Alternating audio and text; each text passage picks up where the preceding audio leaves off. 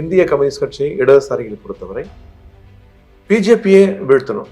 அதற்கு திமுக உடன் இணைந்த ஒரு ஜனநாயக மேடை. அந்த அரசியல் நிலையில் நாங்கள் மிக உறுதியாக இருக்கோம். ஆனா அதாவது நீங்க ஒண்ணு சொல்லுங்க, 1000 அமித்ஷாக்கள் 1000 மோடிகள் வந்தாலும் திமுக கூட்டணியை ஒன்றும் செய்ய முடியாதுன்னு சொன்னீங்க. ஆனா அவங்க வராமையே இப்ப உங்க கூட்டணியில பெரும் சிக்கல்கள் உருவாயிட்டு.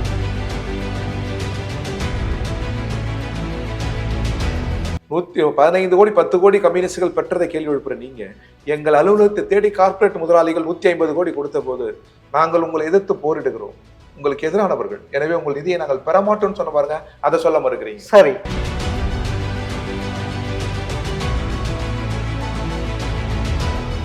ஆனா தூய்மை பணியாளர் ஏறக்குறைய 150 நாட்கள் போராட்டம் நடத்தினார்கள். அதில் பெரும்பாலானவர்கள் ஒடுக்கப்பட்ட மக்கள். அதுக்கு இந்த அரசு செவிசாச்சுதான். இப்பதானே செவிச்சாச்சுது. நீங்க போராட்டம் அவங்க தாழ்த்தப்பட்டவர்கள், ஒடுக்கப்பட்டவர்கள், பட்டியல் இனத்தவர்கள், அதனால் அவர்கள் தூக்கி போட்டிருக்க. நீங்க இந்த கேள்வியெல்லாம் அப்படியே பிரதமருக்கு எதிராக திருப்புங்க, அமித்ஷாக்கு எதிராக திருப்புங்க. இந்தியாவிலேயே கள்ள மார்க்கெட், கலப்படம், கெஞ்சா அடிக்கிறது குற்றங்கள் வந்து பிஜேபி ஆளுகிற மாநிலம் தான். நன்றாக இருக்கிறது, நல்லாட்சியை தான் அவர் தந்திருக்கிறார். பிஜேபி ஆளுகிற மாநிலங்களை காட்டிலும், நாட்டை ஆளுகிற பிரதமரை காட்டிலும் மிக சிறந்த நிர்வாகத்தை எடுத்திருக்கிறார். சரி, இப்ப வருகின்ற சட்டமன்ற தேர்தல் நீங்கள் விரும்பும் தொகுதியை திமுக ஒதுக்குமா?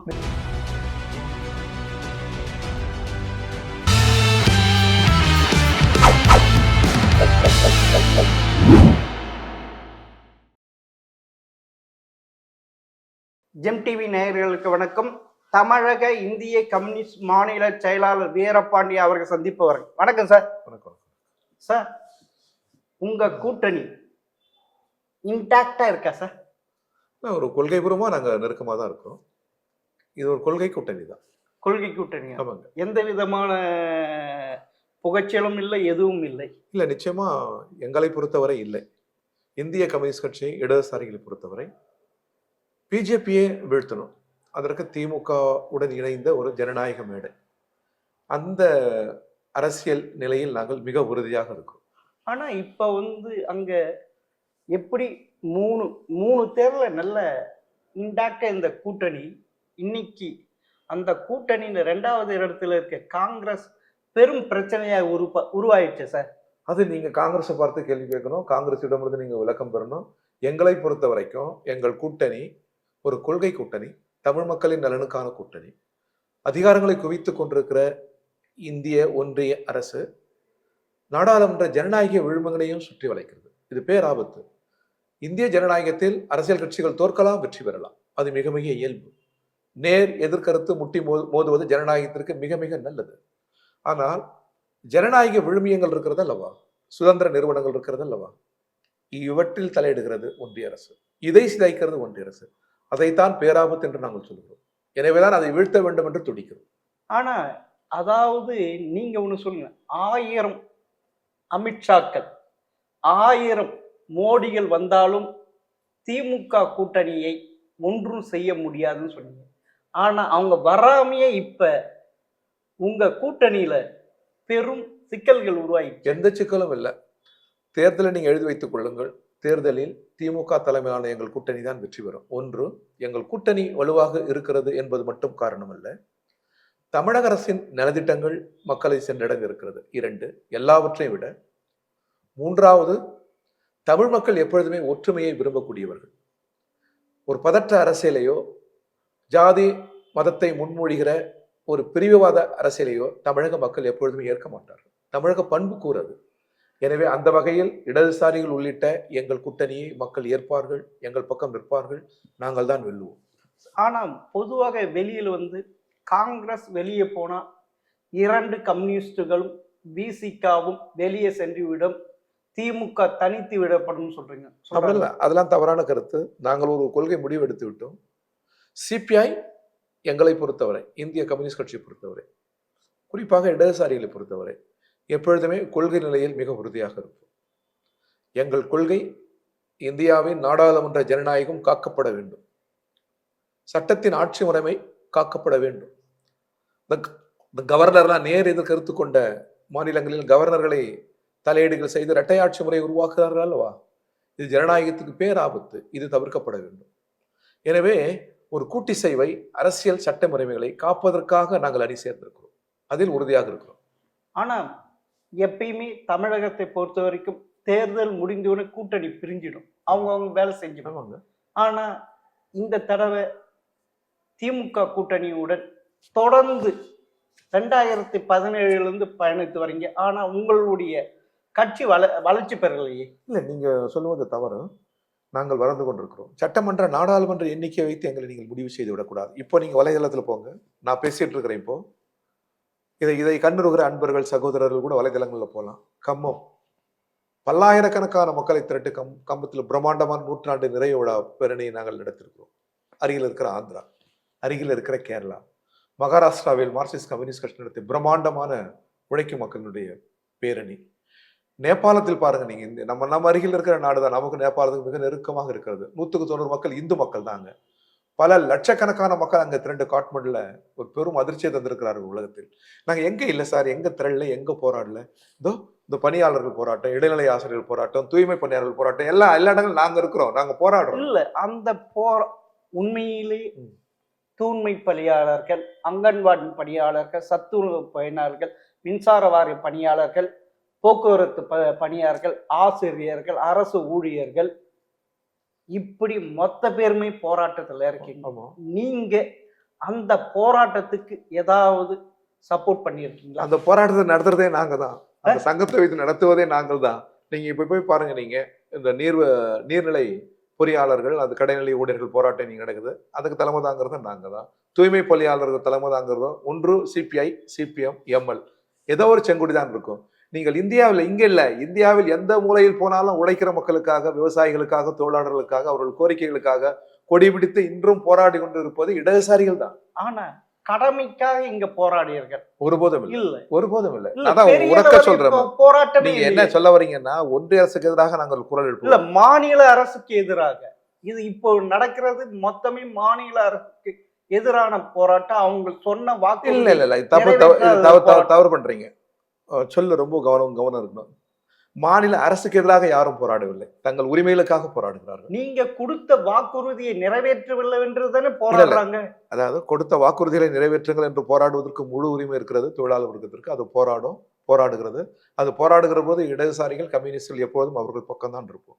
நாங்க மிக தெளிவா சொல்லிட்டோம். ஒன்றிய அரசா தமிழக அரசா என்றால் நாங்கள் தமிழக அரசின் பக்கம். நாட்டின் பிரதமரா தமிழ்நாட்டின் முதல்வரா என்றால் நாங்கள் முதல்வரின் பக்கம். அதே நேரத்தில் முதல்வரா தொழிலாளர்களா என்றால் நாங்கள் தொழிலாளர்களின் பக்கம். ஆனா தமிழக அரசா அரசு ஊழியர்களா என்றால் நாங்கள் அரசு ஊழியர்களின் பக்கம். மிக தெளிவாக சொல்லிட்டோம். அதுல நாங்க உறுதியா இருக்கிறோம், சமரசம் இல்லை. ஆனா அந்த இப்ப போராடி கொண்டு இருக்கிறவர்கள் எங்களை கம்யூனிஸ்டுகள், 2 கம்யூனிஸ்டுகள் கைவிட்டு விட்டார்கள். அப்படி யாரும் சொல்லுங்க, கடமைக்காக ஒரு அறிக்கையை காட்டுங்க. அப்படிதான் சொல்றேன். ஒரு அறிக்கையை சொல்லுங்க. அதிகாரப்பூர்வமா யாரும் அறிக்கை சொல்லி இருக்காங்க? அறிக்கை இல்ல, நடத்துறதே நாங்க தானே. என்ன சார், போராட்டத்தை நடத்துறதே நாங்க தானே. இல்ல, நீங்க ஒரு நாங்க தான் இன்னும் முன்பு மாதிரி அப்படி போராட்டம் அத சொல்லுங்க. அத நான் ஏற்கிறேன். எப்படின்னா நீங்கள் இல்ல, அமர்தியாசனே சொன்னதுதான்.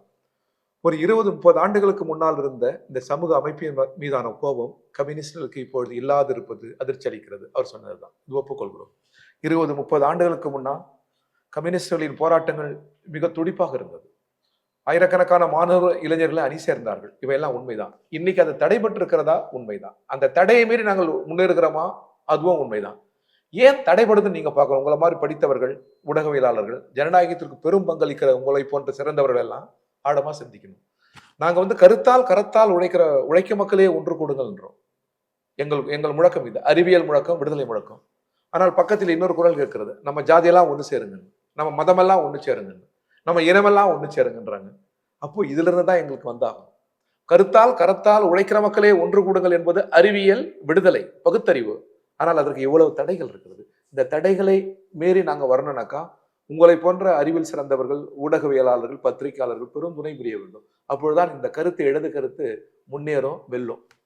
சரி, இப்ப பகுதி நேர ஆசிரியர்கள் போராட்டத்துல கண்ணன் என்பவர் தற்கொலை செய்து கொண்டு அதை வைத்து ஏதாவது போராட்டம் நடத்தினீர்களா? அந்த குடும்பத்துக்கு ஏதாவது தமிழக அரசு இருந்து ஏதாவது நல்லது பெற்றுக் கொடுத்தீர்களா?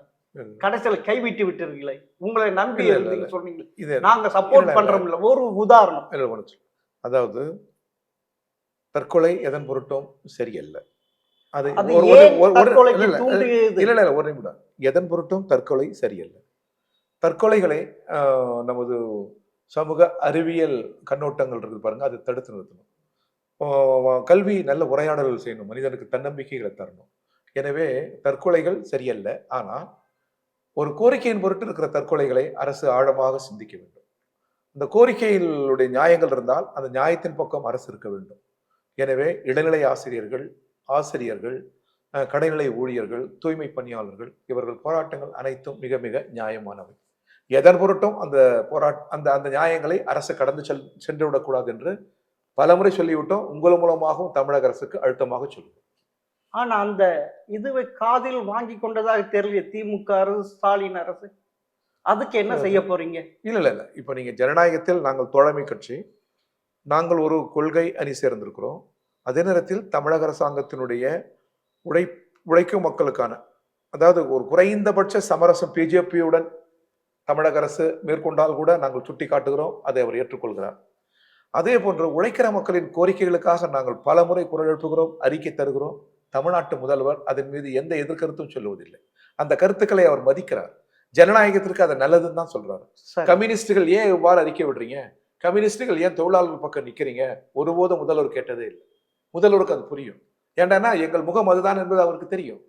எனவே இது ஜனநாயகத்தை வளர்க்கும் என்கிற உயர்ந்த பார்வை முதல்வருக்கும் உண்டு.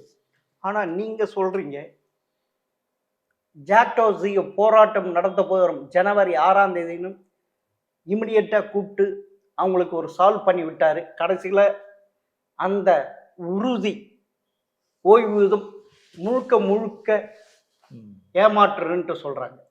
அது விட்டுருங்க. ஆனா தூய்மை பணியாளர் ஏறக்குறைய 150 நாட்கள் போராட்டம் நடத்தினார்கள். அதில் பெரும்பாலானவர்கள் ஒடுக்கப்பட்ட மக்கள். அதுக்கு இந்த அரசு செவிசாச்சுதான். இப்பதானே செவிச்சாச்சுது.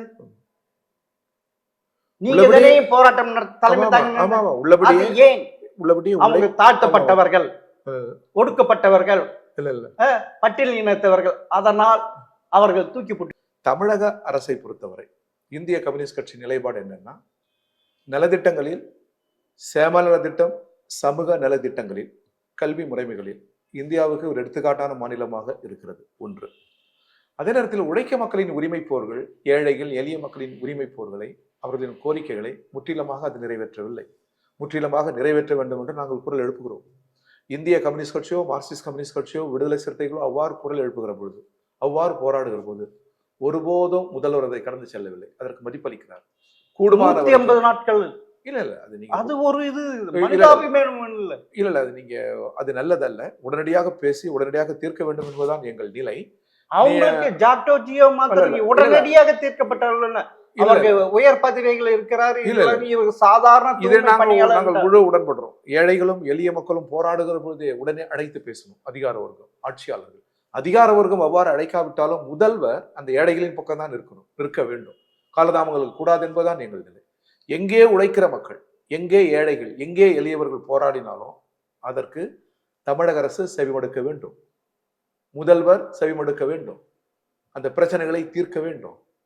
எனவேதான் நாங்கள் தொடர்ந்து அறிக்கைகள் விடுகிறோம், தொடர்ந்து தொலைக்காட்சியில் பேட்டி அளிக்கிறோம், பல நேரங்களில் நாங்கள் போராடவும் செய்கிறோம்.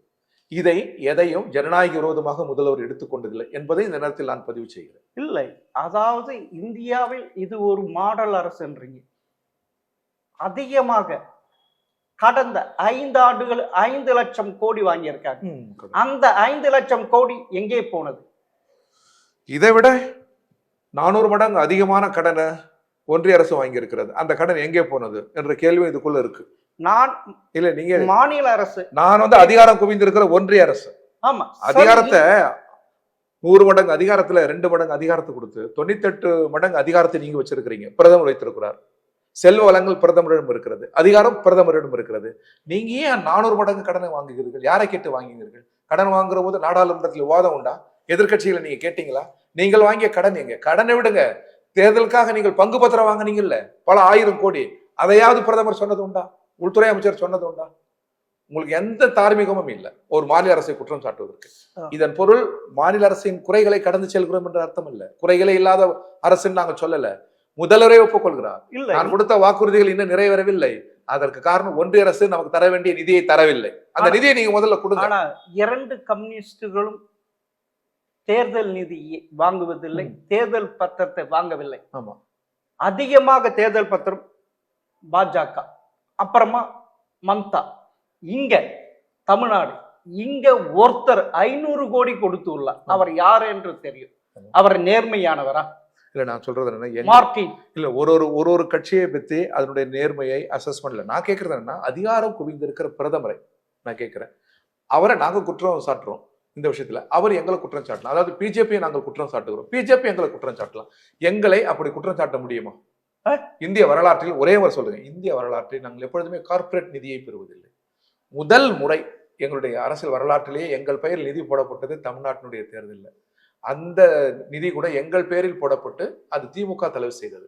ஆனால் 100 ஆண்டு கால வரலாற்றில் ஒரு 100 ரூபாயை ஒரு தலைவர் எடுத்தார் என்று ஒரு வழக்கம் இல்லை, அதற்காக நடவடிக்கையும் இல்லை. அது போல கட்சி கம்யூனிஸ்ட் கட்சி என்பது உங்களுக்கே தெரியும். ஆனா இப்பொழுது கம்யூனிஸ்ட் ஒரு ஜீவாவோ ஒரு நல்ல கண்ணோ இல்லையே. இல்ல ஏன் நீங்க அவ்வாறு பார்க்க கூடாது? அதாவது கொஞ்சம் பொறுமையா இருங்க. ஜீவாவை விட நல்ல கண்ணுவை விட தொண்டும் தியாகம் செய்தவர்கள் இன்னும் வாழ்ந்து கொண்டுதான் இருக்கிறார்கள். எங்க அடையாளம் தெரியலையே. எப்பயுமே தலைவர்கள் தோன்றி வருகிற போது லீடர்ஷிப்ல 1-2 பேர் தெரிவாங்க. ஆனால் அதற்காக அவர்கள் தான் அர்த்தம் இல்ல. கம்யூனிஸ்ட் கட்சியில் ஏறத்தாழ 98% அவ்வாறு தான் வாழ்கிறார்கள். இல்ல இப்போ நகரங்களில் கிராமங்களில் கம்யூனிஸ்ட் முழுக்க மாறிவிட்டார்களே. இல்ல இப்ப நான் இருக்கிறேன், சுகபவங்களுக்கு இப்ப நான் இருக்கிறேன், நான் 40 ஆண்டுகள் பொது வாழ்க்கையில் இருக்கிறேன். என்ன எடுத்துக்கோங்க, நான் இருக்கிறேன் 40 ஆண்டு பொது வாழ்க்கை பிறகு கட்சியுடைய செயலாளர் வந்திருக்கிறேன். என்ன சுகபோகம்? இந்த 40 ஆண்டுகளில் ஒரு முறை கூட எந்த ஆட்சி அதிகாரத்தில் இருக்கிறவர்களிடத்துல எங்களுக்காக எனக்காக நான் போனதில்லை, அமைச்சர்கள்கிட்ட போனதில்லை. 40 ஆண்டுகள்ல ஒரு சின்ன சலுகையை எனக்கோ என் உற்றார் உறவினர்களுக்கோ நான் பெற்றதில்லை. நான் செயலாளர், நான் இப்ப சொல்றேன், 40 ஆண்டு கால வரலாற்றில் எந்த கட்சி அமைச்சர்களையும் எந்த கட்சி தலைவர்களையும் எந்த கட்சி அதிகாரிகளையும் நாங்க சென்றதில்லை, எங்களுக்காக எந்த சலுகையும் பெற்றதில்லை. நான் கட்சியினுடைய ஒரு செயலாளர், அதனுடைய அடையாளமா நான் இருக்கிறேன். போதுங்களா? இதுக்கு மேல வேற என்ன? சரி சார், இது ஓபனா ஓகே ஓகே. 2021 சட்டமன்ற தேர்தலில் உங்களுக்கு 6 இடங்கள் ஒதுக்கப்பட்டது. திமுக உங்களுக்கு 10 கோடி கொடுத்தது. அதை ஏத்துக்கிறீங்களா? இல்ல அது உண்மைதானங்க, தெரிந்த உண்மை. ஒரு தொகுதிக்கு 30 லட்சம். சரி, 6:3 1 கோடியே 80 லட்சம் தான். சரிங்க. தேர்தல் கமிஷனுடைய பிரகாரம் ஒரு தொகுதிக்கு அவ்வளவு. ஆனா நீங்க 10 கோடி. அதாவது எங்களுடன் கொள்கை 100 ஆண்டு கால கொள்கையோடு மோத முடியல, எங்க தொண்டு சேவையை எங்களால் கேள்வி எழுப்ப முடியல. திமுக எங்கள் பெயரில் போட்டு அவர்களாவே பிரித்து செலவு செய்ததை ஒரு குற்றமா நீங்க கருதுறீங்க. அதை நாங்க மறுக்கல. வங்கியில் தான் போடப்பட்டது, வங்கியில் போடப்பட்டு அது செலவு செய்யப்பட்டது. அதை கூட விமர்சனமாக வருகிற போது இனி நாம் பெறுவதில்லைன்னு நாம் முடிவு செஞ்சுட்டோம். இது ஒண்ணு. 115 கோடி 10 கோடி கம்யூனிஸ்டுகள் பெற்றதை கேள்வி எழுப்புற நீங்க எங்கள் அலுவலகத்தை தேடி கார்ப்பரேட் முதலாளிகள் 150 கோடி கொடுத்த போது நாங்கள் உங்களை எதிர்த்து போரிடுகிறோம், உங்களுக்கு எதிரானவர்கள், எனவே உங்கள் நிதியை நாங்கள் பெறமாட்டோம்னு சொன்ன பாருங்க, அதை சொல்ல மறுக்கிறீங்க. சரி சரி. ஆனா பல ஆயிரம் கோடி முதல் பிரதமர் வாங்கி வைத்தது நீங்க மூடி மறைக்கல. இதை வெளியில் சொல்லி உங்களை அவமானம் படித்து விட்டது இல்ல திமுக அரசு? இல்ல நாங்கள் அவ்வாறு கருதவில்லை, போட்டதா சொல்றாங்க. அவங்க போட்டதா சொல்றாங்க. இதுல பிழை அதை பெற்றது பிழை, எங்கள் பிழை. அதை நாங்க உணர்ந்தது அடுத்த முறை கேட்கல. இது 2026 சட்டமன்ற தேர்தல் கேட்க மாட்டோம். கடந்த எலெக்ஷன்ல நாங்க கேட்கல, இனியும் கேட்க மாட்டோம், நாளையும் கேட்க மாட்டோம். கொடுத்தாலும் வாங்க மாட்டோம், கொடுத்தாலும் வாங்க மாட்டோம். உறுதியாக. ஆனா வெளிப்படை தன்மையா தெரியாம மறைமுகவாங்க. இல்ல எப்பவுமே சார் நீங்க நல்லா பார்க்கணும், நீங்க ரொம்ப படிச்சவங்க, அரசியல் தெரிந்தவங்க. 100 ஆண்டு கால வரலாற்றில் இந்திய கம்யூனிஸ்ட் கட்சி 100 ஆண்டு கால வரலாற்றில் ஒரே நிமிடம், அதுல ஒரு நிமிடம், 100 ஆண்டு கால வரலாற்றில் ஒரு முறையும் கையாடல், ஊழல், லஞ்சம் நீங்க சொல்லவே முடியாது. ஆமா சார். புரியுதா? இதை வைத்து நீங்க என்ன பண்றீங்க? 100 ஆண்டுகள் இதை வைத்து ஆமா நீங்க சார். கரிபூச பாக்குறீங்க. ஆமா. ஆனா அது ஒரு கருப்பா இல்ல நான் அதாவது எதையுமே நான் நியாயப்படுத்த விரும்பவில்லை. எங்கள் பெயரில் போடப்பட்டு அது தேர்தலுக்காக செலவு செய்யப்பட்டது, வங்கியில் போடப்பட்டது. அதை நாங்கள் ஒப்புக்கொண்டோம். நீதிமன்றத்திற்கும் தேர்தல் ஆணையத்துக்கும் நாங்கள் கணக்கு காட்டினோம். நான் சொல்ல வருகிறேன்னா இது 100 ஆண்டு கால சர்க்கிள் கூட எடுத்துக்கோங்க. ஆமா, சரி, சர்க்கிள். ஆனா நீங்க இன்னொன்னு நல்லா அழுத்தமா சொல்லணும். அந்த 100 ஆண்டுகளில் 86,000க்கும் மேற்பட்ட நீதிமன்றங்கள் இருக்கு, லட்சத்திற்கும் மேற்பட்ட காவல் நிலையங்கள் இருக்கு. ஓரிடத்தில் கூட ஒரு கம்யூனிஸ்ட் லஞ்சத்தை பெற்றான், கையூட்டு பெற்றான், ஒருவரே தண்டிக்கப்படவில்லை. எனவே 100 ஆண்டுகளில் நாங்கள் மிக கம்பீரமாக எடுத்திருக்கிறோம் அல்லவா? இதை பதிவு பண்ணுங்க. சரி சார். ஆ. இப்ப நீங்க போன சட்டமன்ற தேர்தல்ல 6 இடங்கள் பெற்றீங்க. சரிங்க. இப்ப வருகின்ற சட்டமன்ற தேர்தல்ல எவ்வளவு இடத்துக்கு கேக்குறீங்க? நாங்க கொஞ்சம் நீங்க அதிகமா 10 தொகுதிக்கு மேல கேட்கறேன்னு சொல்லியிருக்கீங்க. நிச்சயமா கேட்போம். அது என்ன தவறு? சரி. அதற்கான அரசியல் அடர்த்தி எங்களிடம் இருக்கிறது. சரி. நாங்கள் முன்னேறுகிறோம், வளர்கிறோம், அமைப்பாக இருக்கிறோம், கேட்போம். முன்னேறுகிறோம், வளர்கிறோம். ஆமா. 2021 விசிக 2 கம்யூனிஸ்டுகள் 6 கொடுத்தாங்க. விசிக 6 4 வெற்றி பெற்றது. இந்திய கம்யூனிஸ்ட் 6 2 தான் வெற்றி பெற்றது. அப்படி இருக்கிறப்ப அதிகமாக கொடுக்க வாய்ப்பு இருக்கா? நிச்சயம். உங்களுடைய வெற்றி சதவீதம் மிக தேர்தல் குறைவு. இல்ல நீங்க அவ்வாறு பார்க்க கூடாது. தேர்தல்ல ஜனநாயகத்துல அமைப்பை பார்க்கணும். யாரையும் விட இந்தியாவில் அமைப்பாக நாங்கள் இருக்கிறோம். இந்தியாவிலே சொத்துள்ள கட்சி எதிரானா இந்திய கம்யூனிஸ்ட் கட்சி, இடதுசாரிகள். ஏண்டான்னா இமயம் முதல் குமரி வரை இது போன்ற கட்டிடங்கள் எங்களுக்கு உண்டு. இதன் பொருள் என்ன? அமைப்பு இருக்கிறது, செயல்படுகிறோம் என்பதுதான். எனவே அமைப்பா இருக்கிறோம், அரசியலா இருக்கிறோம். நாடாளுமன்றம் பல கட்சி இயங்கு முறை துடிப்பாக இருப்பதற்கே அடித்தளமே நாங்க தான் சார். நாங்கள் இல்லைன்னாக்கா அரசியல் அற்று போய்விடும். எங்கேயோ ஒரு மூலையில நீங்க எந்த கிராமத்தில் போனாலும் அங்க நீதிக்காக, நியாயங்களுக்காக இந்த கொடி பிடித்தவன் தான் போராடுறான். அரசியல் இன்னைக்கு உயிர்ப்போடு நிற்பதற்கே அடித்தளம் கம்யூனிஸ்ட் என்பதை நீங்க மறந்துடக்கூடாது. சரி. இப்ப வருகின்ற சட்டமன்ற தேர்தல் நீங்கள் விரும்பும் தொகுதியை திமுக ஒதுக்குமா? நிச்சயமா. எப்பவுமே ஒதுக்கி இருக்கிறாங்க, இப்பவும் ஒதுக்குவாங்க. எப்பொழுதும் ஒதுக்கு. நாங்க விரும்புறதான் கொடுக்குறாங்க. அப்படியா? நிச்சயமா. இந்த வாட்டி கட்டாயம் நிச்சயமா. நிச்சயமா. அந்த வருவோம், வெல்லுவோம், எல்லாவற்றையும் வெல்லுவோம். ஆனா நீங்கள் எங்கள் கூட்டணி வெல்லும். இல்ல, எல்லா தொகுதியிலும் இல்ல இல்ல இரு கம்யூனிஸ்ட் கூடிய செயல்பாடுகள் பார்த்து எதிர்க்கட்சி தலைவர் எடப்பாடி இரு கம்யூனிஸ்டுகள் திமுகவில் போய் சேர்ந்து விடலாம். அது அன்னைக்கே நான் சொல்லிட்டேன். முதல்வருடைய முன்னாள் முதல்வர் அவர் உயரத்துக்கு இவ்வாறு பேசக்கூடாது. பிரிட்டிஷ்காரன் 3 முறை தடை செய்தான். ஏராளமான சதி வழக்குகளை நாங்கள் பெற்றோம். கான்பூர், மீரத், நெல்லை, பெஷாவர், சென்னை என்று பல ஆயிரம் பேர் சுட்டு கொல்லப்பட்டார்கள். அப்போதெல்லாம் அழியாத கட்சி தேர்தல் உடன்பாடு கொள்வதால் அழியுமா, கரைந்து விடுமா? அதை அவர் பேசலாமா? அதிமுக பிறக்கிற போதே அருகில் இருந்தவர்கள் நாங்கள். ஆமா. அவர் அது சொல்லலாமா? சொல்லக்கூடாது. ஏன்னா நீங்க எந்த பெரிய போராட்டம் நடத்தல, எதுவும் யார் சாம்சங் போராட்டம் என்ன நடந்தது? மீண்டும் மீண்டும் அதாவது எங்கள் போராட்டம் 90% பிரதமருக்கு எதிராக, ஒன்றிய அரசுக்கு எதிராக, பிஜேபிக்கு எதிராக இருக்கு. மாநில நீங்க என்ன சொல்றீங்க? 90% கொண்டு வந்து திருப்ப சொல்றீங்க இப்படி இல்லைங்களா? பேராபத்து நாட்டின் பிரதமர், பேராபத்து உள்துறை அமைச்சர், பேராபத்து RSS, பிஜேபி. ஏண்டானா நீங்க நானும் கூடி இருக்கிறோம் அல்லவா? இப்ப நீங்கள் பேசுகிறீர்கள், நீங்கள் என்ன மதம் என்று எனக்கு தெரியாது, நான் என்ன ஜாதின்னு உங்களுக்கு தெரியாது. நாம் அனைவரும் கூட்டசேவா இருக்கிறோம் பாருங்க. இதற்கு கொல்லி வைக்கிறது பிஜேபி. அதான் பேராபத்துன்ற. எல்லாவற்றை விட அதை முறியடிப்பதுதான் நாம் எல்லோரும் கூட்டாக சிந்திக்க வேண்டும். சார், அதாவது சாம்சங் போராட்டத்தில் இறுதியில் மார்க்சிஸ்ட் கம்யூனிஸ்ட் செயலாளர் சண்முகம் அவர்கள் என்ன தெரியுமா சொன்னாரு? இதனால் ஆளுகின்ற அரசு பெரும் இழப்பு சந்திக்க போதுன்னு சொன்னாரு. சங்கம் வைக்க முடியாது அப்படின்னா அவர் வெளிப்படையா சொல்லியிருக்காரு. வெளிப்படையா சொல்லியிருக்கிறாரு. தொழிலாளர் பக்கம் நின்று கருத்தை சொல்லியிருக்கிறாரு. இதன் பொருள் முதல்வர் வாக்காக மாறாது இந்த 2000 குடும்பத்தில் இருந்ததுன்னு சொல்லியிருக்காரு. அப்படிதானே? அதாவது நாங்கள் எப்பொழுதுமே ஆரம்பத்தில் சொல்லிட்டேன், எப்பொழுதுமே இன்னும் தெளிவா சொல்றோம். முதல்வர் ஒரு பெரும்போரை துவக்கியிருக்கிறார். அதனால்தான் தமிழகம் வெல்லும் என்கிறார். பாருங்க, அதுக்கு உதாரணம் ஆளுநர், உள்துறை அமைச்சர், பிரதமர். நேர் எதிர்கருத்து கொண்டவர்களை சிதைக்க பார்க்கிறார்கள். எனவே நாட்டின் விழுமியங்களை காக்கவும், சட்ட முறைகளை காக்கவும் முதல்வர் துவக்கி இருக்கிற போருக்கு நாங்கள் அருகில் இருக்கிறோம். எனவேதான் நாங்கள் கூட்டணி சேர்ந்திருக்கிறோம். பிரதமரா முதல்வரா என்றால் முதல்வர், ஒன்றிய அரசா தமிழ்நாடு அரசா என்றால் தமிழ்நாடு அரசு. எங்கள் கூட்டணியில் நாங்கள் வலுவாக இருப்பதற்கு காரணம் அரசியல் தான், முழுக்க முழுக்க அரசியல் தான். நீங்க மீண்டும் மீண்டும் கேட்கிறீங்க. நாங்கள் பல முறை சொல்லிட்டோம், உழைக்கிற மக்கள், ஏழைகள், எளியவர்கள் போராடுகிற போது நாங்கள் அவர்கள் பக்கமா அரசின் பக்கமா என்றால் போராடுகிற ஆசிரியர்கள் பக்கம், ஊழியர்கள் பக்கம், ஏழைகளின் பக்கம், தொழிலாளர்கள் பக்கம் உறுதியா இருப்போம். அறிக்கை மேல் அறிக்கை விடுறோம், எங்களால் முடிந்தவரை போராடுகிறோம். ஆனால் நீங்க என்ன சொல்ல வரீங்கன்னா, கோபம் ஒன்றிய அரசு போல் இல்லையேன்னு சொல்ல வரீங்க. உண்மைதான் அது. ஒன்றிய அரசு அதிகாரத்தை குவித்துக் கொண்டு சிதைக்கிறது. எனவே கோபம் 90% இப்பொழுது எங்களுக்கு ஒன்றிய அரசின் மீது இருக்கிறது, பிஜேபியின் மேல் இருக்கிறது. உண்மைதான். அதே நேரத்தில் தமிழக அரசாங்கம் உழைக்கும் மக்களின் கோரிக்கைகளை கடந்து செல்கிற போது எங்களால் இருக்க முடியாது. அதுதான் சண்முகம் பேசினது, அதுதான் நாங்க பேசுவோம். இவ்வாறு தான் கம்யூனிஸ்டுகள் பேசுவார்கள் என்பது கலைஞருக்கும் தெரியும். கலைஞர் அதை முன்மொழிந்திருக்கிறார், ஆதரித்திருக்கிறார். முதல்வருக்கும் அது தெரியும். கம்யூனிஸ்டுகள் எப்போதுமே இப்படி சங்கம் வைத்து போராடுகிறவர்கள். எனவே அவர்கள் கோரிக்கைகள் முன்மொழிவார்கள், போராடுவார்கள் என்பது முதல்வருக்கும் தெரியும். அது ஒன்றும் பிழை அல்ல ஜனநாயகத்தில். சரி சார், இந்த திராவிட மாடல் ஆட்சி சட்டம் ஒழுங்கு எப்படி சார் இருக்கு? உள்ளபடி சட்டம் ஒழுங்கு நன்றாக தான் இருக்கிறது, சீராக தான் இருக்கிறது. என்ன சட்டம் ஒழுங்கு கெட்டு விட்டதாக நீங்க சொல்லுங்க பார்க்கலாம். அப்படி நீங்க சொல்ல ஆரம்பிச்சீங்கன்னா நான் என்ன பண்ணுவேன்னாக்கா கம்பேர் பண்ணுவேன். எதோட? ஊபியோட, பீகாரோட. இல்ல, இப்பொழுதைய சட்ட ஒழுங்கு எப்படி இருக்கு? நல்லா இருக்கு, நல்லா இருக்கு, நல்லா இருக்கு. நிச்சயமா. சமீபத்தில் திருவள்ளூர் ஒரு பேங்க் அதிகாரி போதை வஸ்து சாப்பிட்டு சிறார்கள் வெட்டி கொல்லப்பட்டார். அதே மாதிரி வட மாநிலத்தவர், ஒரிசாவை சேர்ந்தவர் ட்ரெயினில் அடிச்சு இது பண்ணாங்க. இது சட்டம் ஒழுங்கு சார்? இது கோவையில் ஒரு மாணவியை கூட்டு பலாத்காரம் செஞ்சாங்க. அது சட்டம் ஒழுங்கா?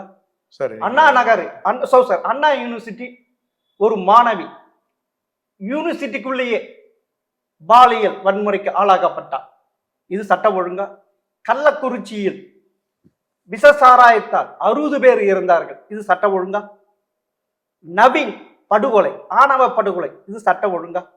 சொல்லுங்க சார். இது எல்லா ஆட்சியிலும் அண்ணா காலத்திலிருந்து, எம்ஜிஆர் காலத்திலிருந்து, மேடம் ஜெயலலிதா காலத்திலிருந்து, கலைஞர் காலத்திலிருந்து, எடப்பாடியார் காலத்திலிருந்து, முதல்வர் காலத்திலிருந்து ஆட்சி முறைகள்ல இந்த மாதிரி பிழைகள், குற்றங்கள் அங்கு நடந்து கொண்டே இருக்கு. இந்த சமூக அமைப்பு, இந்த சமூக அமைப்பு நீடிக்கிற வரை இது முதலாளித்துவ சமூக அமைப்பு, ஆணாதிக்க சமூக அமைப்பு, ஜாதிய சமூக அமைப்பு, சுரண்டல் சமூக அமைப்பு, இந்த சமூக அமைப்பு நீடிக்கிற வரை இந்த குற்றங்கள் தொடர்ந்து கொண்டே இருக்கும். இல்லைங்களா? யாரும் செய்ய முடியாது. ஒரு நிமிஷங்கள், இந்த சமூக அமைப்பு மாறணும். அதுதான் ஒரு புரட்சி வேண்டும் நான் சொல்றேன். நீங்களாம் வரமாட்டீங்க. நீங்களா RSS பின்னாடி, பிஜேபி பின்னாடி போறீங்க. எனவே உங்களை சொல்ல படித்தவர்கள், சிந்தனையாளர்கள் ஜாதி பின்னாடி போய் ஒழியக்கூடாது, கடவுள் பின்னால் போய் ஒழியக்கூடாது, ஜாதி மதங்கள் பின்னால் ஒழியக்கூடாது, பகுத்தறிவுக்கு வரணும், விடுதலைக்கு வரணும். வருகிற போது காலம் புரண்டு கொடுக்கும், ஒரு புதிய சமூகம் ஒன்று எழும். அதில் தான் இவையெல்லாம் உணர்ந்து உதிரும். இதன் பொருள் நான் நல்லா கவனிக்கிறேன். நீங்க முதல்வர் இந்த குற்ற நடவடிக்கைகளில் முதல்வர் ஆதரிச்சிருக்காரா? கடும் நடவடிக்கை எடுத்திருக்காரா? அது முதல்வர் கையில தான். அந்த இல்ல நடவடிக்கை எடுக்கிறாரா இல்லையா? நடவடிக்கை எடுக்கிறாரா இல்லையா? சட்டத்தின் முன்னால் இருக்கிறாரா இல்லையா? அதெல்லாம் ஆதரிக்கிறாரா அவர் முதல்வர்? சட்டத்தின் முன்னால்.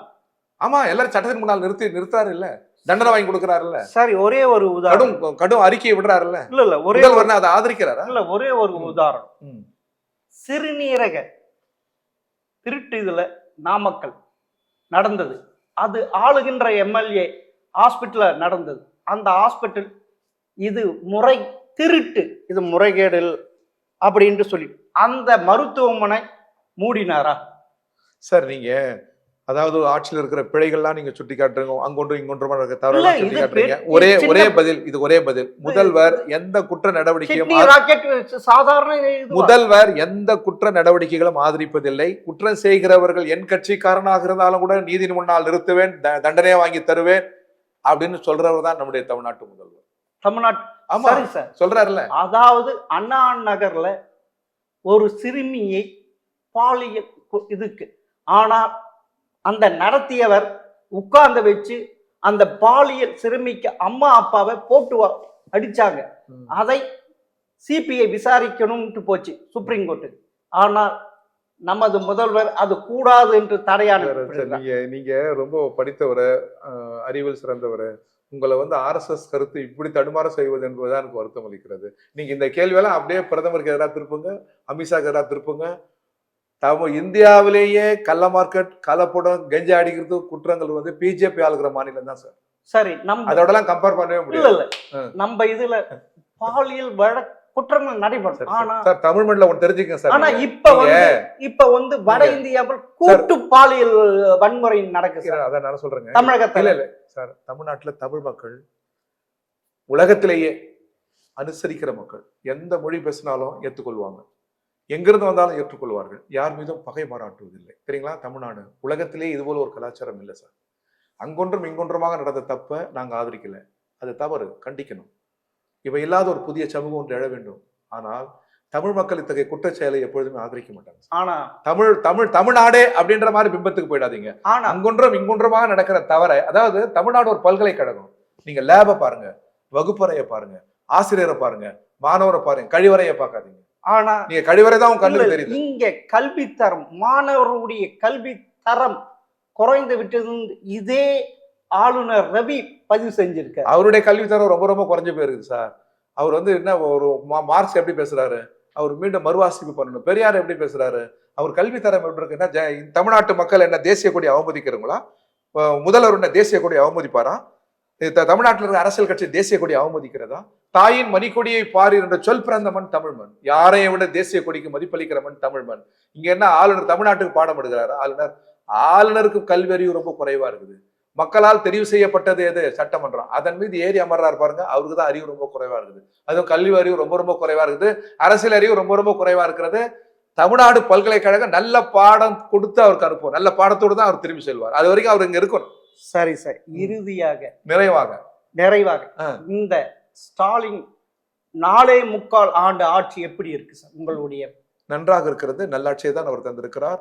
பிஜேபி ஆளுகிற மாநிலங்களை காட்டிலும், நாட்டை ஆளுகிற பிரதமரை காட்டிலும் மிக சிறந்த நிர்வாகத்தை அவர் தருகிறார். தமிழ்நாடு வெல்லும். தமிழக மக்கள் எங்கள் பக்கம். ஏண்டானா ஒற்றுமையின் பக்கம் தமிழ் மக்கள். எப்பொழுதுமே ஜாதி கருத்துக்களை, மத கருத்துக்களை, திருப்பரங்குன்றம் போன்ற பதற்ற கருத்துக்களை தமிழ் மக்கள் ஒருபோதும் ஏற்க மாட்டார்கள். நல்லிணக்க மண் இந்த மண். தீச்சட்டியோடு வருகிறவர்களை ஒருபோதும் ஏற்க மாட்டார்கள். தீப்பந்தத்தோடு வருகிறவர்களை ஒருபோதும் ஏற்க மாட்டார்கள். தீப்பந்தத்தை கையில் எடுத்து வருகிறவர் நாட்டின் உள்துறை அமைச்சர். பத்த வைக்க துடிக்கிறார். யார் மூலமாக? ஆளுநர் மூலமாக. எனவே தமிழகம் தான் வெல்லும். மக்கள் அதிகாரம் தான் வெல்லும். நாங்கள் வெல்வோம். திமுக கூட்டணி வெல்லும் சார் 2026 நிச்சயமா. சரி, பொறுத்திருந்து பார்ப்போம். இன்னும் 100 நாட்கள் இருக்கு சார். மிக்க நன்றி சார். வணக்கம்.